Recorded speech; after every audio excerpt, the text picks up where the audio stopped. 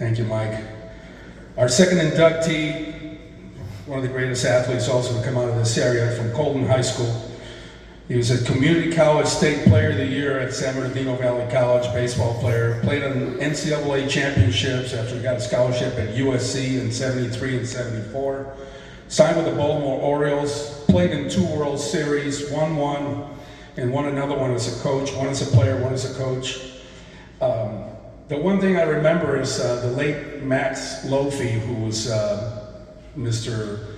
Little League in Colton, would always say about him is that any time they needed a big hit or a double or a triple or a home run, he would just look at him. He goes, "I got this, coach," and he would do it. It was just uncanny.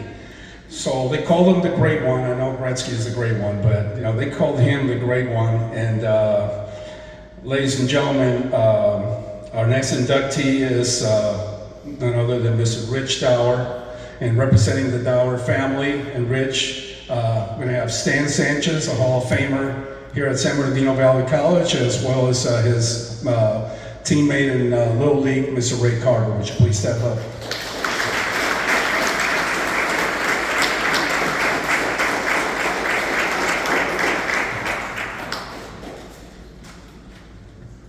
Well, thank you. And Mike took my thunder too. Okay, so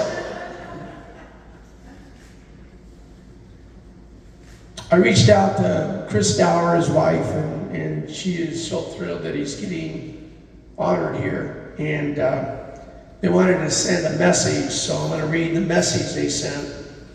On behalf of Rich and the Dauer family, it is a privilege to accept this award. Dad wishes he could be present and has so many stories, I'm sure he did, okay, of his time at Valley College. And thank you so much for this tremendous honor. Well, okay, so I gotta tell you, the first time I met Rich, okay, I was playing Little League Baseball at Colton, all right, and the Moose League. Don't ask me why they called it the Moose League, but they did. And I remember there was a tryout, because back then they would draft. I mean, you were drafted in the league. And so there was a draft going on. And I remember all the coaches, how excited they were about this 8-year-old kid. Okay, so I went down there and I watched it and I said, who in the heck is that? He was amazing, this 8-year-old. It was Rich. Okay, so we were pretty lucky to get him. He was drafted by the Orioles. He was a #1 pick in the league at 8 years old. And he joined us, and you soon found out, how the ability and the skill set, what he had to offer to our game. And during that time, we became extremely good friends. But then, not only that, he was an incredible football player, incredible basketball player, and obviously a baseball player. And we just did a Ken Hubbs clinic, who is iconic in the city of Colton for playing football, basketball, and baseball.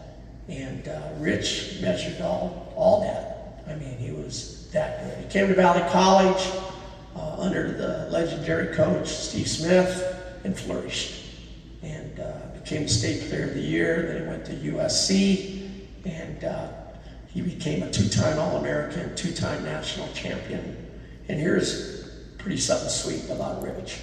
You guys, you Valley boys back there, all the players that went through USC, Mark McGuire, okay, you guys know him, right? All right, Tom Seaver, okay, Randy Johnson, all right? And there's some incredible players, okay, throughout our baseball history.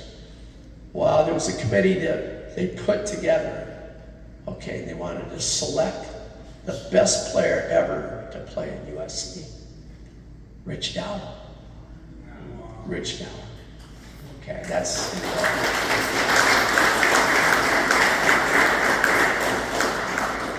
Well, as Mike said, he went on, and he became the #1 draft pick with the Baltimore Orioles. And then he got his break, and the break was that Bobby Grich got traded to the Angels. And so he got moved up. He was the AAA Player of the Year, there, and they opened a spot for him, and Rich became their second baseman. And sure-handed second baseman as they come, setting fielding records. And, oh, by the way, here's a good one. All right, so we do Ken Hubb's clinic yesterday, okay? And Ken Hubb set fielding records, okay, for the National League and all of baseball. All right, guess who broke it? Rich Dauer. Same community, same high school, just an amazing. And he does, I believe he still holds some type of fielding records. But as such a great hitter that he was, he turned into be a team player. And you Valley boys need to hear this. So Earl Weaver hit him in a 2-hole. And there's a guy named Al Bunbury who hit in front of him, okay, who's really fast. And Weaver just wanted him, okay, to take strikes, get walks, hit and run, you know, just move, let Al get to second base, okay, and then move him over and then we'll get him in. So he did that. I mean, he wasn't quite the hitter he was in college, but he was the toughest to strike out, okay, in all of baseball. Here's one thing he used to always tell me. Hey, Nolan got a lot of guys, didn't he? Nolan Ryan. He didn't get me. Okay. He didn't get me. Okay. So he went on with some incredible Baltimore Oriole teams. In 1979, they went to a World Series. He was playing second base for them, and they ended up losing to the We Are Family. I don't know if you guys remember. You guys back there won't remember that, but in 1979, it was We Are Family, the Pirates, Pittsburgh Pirates beat them. And then in 1983, they played the Philadelphia Phillies with Pete Rose and Mike Smith and some of those great players, and they were able to beat the Phillies to win the World Championship. Okay. All right, so let's talk about the adventurous Rich Dauer. Okay. And he was adventurous because there was nobody. In my mind, he always sent a message. He said, hey, play hard on the field and play hard off the field. Okay, that was kind of, and he had a lot of fun. All right, but I can tell you what he did, how the energy that he had, okay, on and off the field was amazing.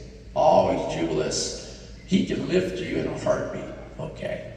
And Coach McGarry, Jim McGarry's here, and we played with him with the San Bernardino Collegiates that Coach Smith put together this summer ball, and Ray Carver also did. And here's something he used to do. He could hit. I mean, he could stay out all night, come to the plate, get a base hit. Okay, that's what he could do.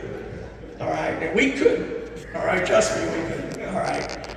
But here's one thing that he could do that was amazing. How many of you guys seen Sandlot? Y'all see Sandlot? The movie Sandlot. Who's the guy? Rodriguez? Was that the guy that used to get in the pickles all the time?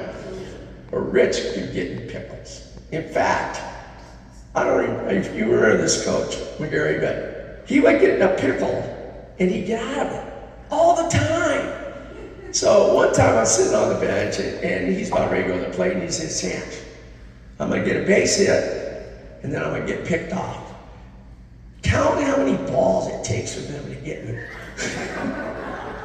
So he gets his base, he goes at first, he gets picked off. 7. And by the way, they didn't get him. He was that quick. He was the most, he was just so quick. We had a great, and here's a couple of things he did. He is a give back guy, as Dino did yesterday, giving back to our community. So I'll give you a story. I'm throwing batting practice at San Bernardino Valley College, and he comes by the ballpark, and we're throwing nothing but dirt balls, and the seams are all coming off, and he's looking at me and goes, what are you doing? I said, I'm throwing batting practice. With that? I go, yeah, that's what we have. And he goes like that, and he goes, well, listen, he says, I'm gonna raise some money for you. Here's what he does. Puts together a basketball game, right? A celebrity basketball game. And they have a basketball team out of Baltimore. They used to go from gym to gym and raise money for high schools and things. And he flew them all out to play. And we got all the coaches in the Inland Empire, okay, to play in it. And Ray Carver coached them. And this is who he brought. He brought Hall of Famer Eddie Murray, Hall of Famer Cal Ripken, okay, Rick Dempsey, okay, Gary Renicky, and some other buddies. And we got Darnell Coles to play, and some of the guys that were playing in Major League Baseball to play. And they played the coaches, all right? And Coach McGurry, Golden Valley, obviously did the halftime show. I remember that. Anyway, he raised like $10,000 for us, okay, in one night. And we didn't throw rag balls anymore, okay, so we were throwing pearls. Another thing that he did, he established the Rich Dauer baseball camps. And we used to put them on when I was at Aquinas and at Valley. And then he became our first skip, okay, of the San Bernardino Spirit. All right, and I could tell you tons of stories about that, but he was very sharp on a handle players, okay? And I got to coach under him, and he was always 3 outs ahead. And he used to always tell me, he said, I used to sit by Weaver, Hall of Famer Earl Weaver, and learned the game and was able to move on. Over 20 years of Major League and minor league baseball experience as a coach, and then he won his 2017 World Championship with the Houston Astros. Okay. There's so many things that Rich did for our community, all right? When I went to CSU Pueblo, I would call him and say, hey, listen, could you help me out? Heck yeah. You know, we would have a feature speaker come in. First year I had Tommy DeSorda, and then we had Maury Wills, and then he started bringing me Baltimore guys. Brooks Robinson, he brought me, and then he brought Earl Weaver. And he helped me with Harmon Killebrew and Steve Carlton and Tom Seaver. But then he would come up and pull up, and we would open up his trunk. He had nothing but signed balls from every big leaguer, okay, and signed jerseys, and then we used them as an auction. So he never forgot helping, okay? He never forgot about helping. Just an incredible friend, okay? Very fortunate to know him, you know, and be with him. And he just, in our community, he's definitely one of the best, okay? I'm gonna give you over to Ray Carver, who was a real close friend of his also, and I went to Colton High School with him. Okay, here's Ray Carver.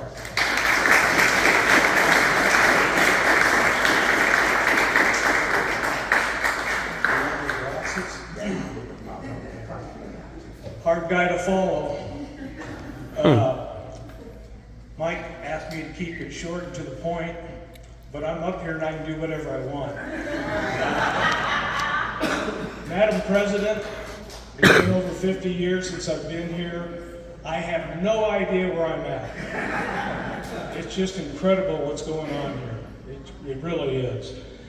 First of all, as Stan was mentioned, I played with Rich and Stan on a traveling team. I was the third baseman. Rich was the shortstop. Stan was the second baseman. Rich went on to play baseball. Stan went on to coach it. And I went on to be a locomotive engineer. And let me tell you about all the inductees. If you think they had it easy, try to live out of a suitcase all the time. It's no fun, believe me. We already hit the high points about Rich. He played at San Bernardino and SC. He brought championships to him. He played 10 years in the majors. He went on to coach in the minors for 6 organizations. He was the first manager of the Spirit. Rich offered me a job as a coach for the Spirit. And I said, I have a real job. He won Manager of the Year for the Mission, San Antonio Mission. And he told me I was the only friend who came to see him when he was in the minor leagues as a manager. We were in Midland, Texas, and I had called the general manager to get a seat behind third base so I could talk to him without him knowing I was there. I walk in the ballpark, I have my wife with a camera, and I yell at the top of my lungs, "Dauer, get a real job." My wife's laughing so hard, the people are laughing so hard, we didn't get it on film. I want to thank Rich. He allowed me to be in the fraternity of baseball. When you get to know people, I got to know Mike Flanagan, who was his best friend. As Stan mentioned, Lasorda, Wills, Earl Weaver, Goose Gossage, Brooks Robinson, Steve Carlton, Todd Helton, just to name a few. You don't understand what it's like to get to meet these people because they're different. They're athletes, they're stars, they're wonderful guys. I've got a story about Rich. I first heard about Rich when I was 12 years old. He was in I was in the Lions League or the Ken Hubbs League. He was in the Moose League. He was on the other side of town. I met him when I was 14 years old in Pony League. And in high school, when I was a senior and he was a sophomore, we had this thing called the challenge system. What you did, if you thought you were better than somebody else, you tell the varsity coach, "I want to challenge that guy." And so they'd have running, hitting, throwing, whatnot. He told everybody, "I'm going to be the shortstop." He won the challenge. After that, I started calling him Super Baby. There was a book by a gentleman named Felix Mendelssohn, and I'm sure the book is out of print because I read it like 66 years ago. It was about a test tube baby, and this baby could do anything. He was a baseball player. He was a professional golfer. He could do anything. Everything he did was on reflexes. And so that's what we started calling Rich, was Super Baby. I've got a story about how talented he was in other things. Once, the varsity tennis team had an injury, and so they didn't have enough people to stack up with the other team. So they asked Rich to come over, and they told him, "We'll put you to face their ace, and then we'll slot everybody, and we'll end up winning the tournament." Rich beat the ace.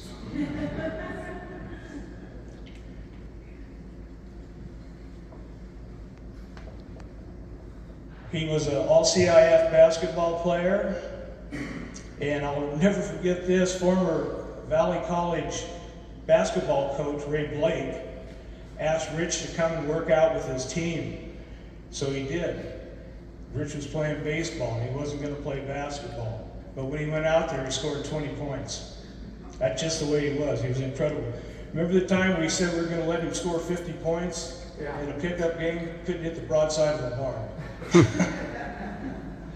It didn't matter what he did, whether it was ping pong, badminton, he'd kill you. One time we were in a bowling alley. We were on a bowling team, Stan and I and Rich, and they tend to put us away from everybody for some reason. I can't understand that. Anyway, Dauer rolls a strike. He turns around, picks up a ball on the dead alley, throws a strike left-handed, turns around, picks up a ball on the dead one, and has another strike, 3 strikes, just like that. He was an incredible athlete. And let me tell you about foosball. We never paid for a drink, ever. I had a foosball table in my house. I'd come back from Arizona on my road trips, and these guys would be in my den playing foosball. There's a lot of things about professional athletes that us normal people don't understand. They just have superior talent. I just want to all the friends and family out here, I know how it is to get your butt kicked all the time, because that's the way it was with Rich. Stan will tell you, we thought we were decent athletes, and we just got pounded all the time by Rich. Yeah. I want to talk about Rich's streak. He had, Stan had talked about, he had 425 attempts in 86 games, and he broke Tim Hubbs' record, also from Colton, who was at 415. The story goes that when he made the error, it was Eddie Murray who made the error. Eddie Murray went to the official score and said, hey, it was my error, and they said, no, no, no. And after that, it took him another 30 games before he committed another error. That's how good he was at second base. And I'll close it up with the inductees that you're doing. It's incredible. First of all, you have to be a former athlete here at Valley College, and you have to be a member of a championship team. And then you have to be a member of a championship team in one of the following sports: NFL, NBA, NBA, NHL, MLB, NWSL. Now that's tough to do. Look at here at Stan, he's got 1,200 victories in college. He's got 9 championships. He's got 14 regional appearances, and he doesn't qualify. That just shows you the standard. Although Stan does have a championship in our fantasy baseball league. That's it.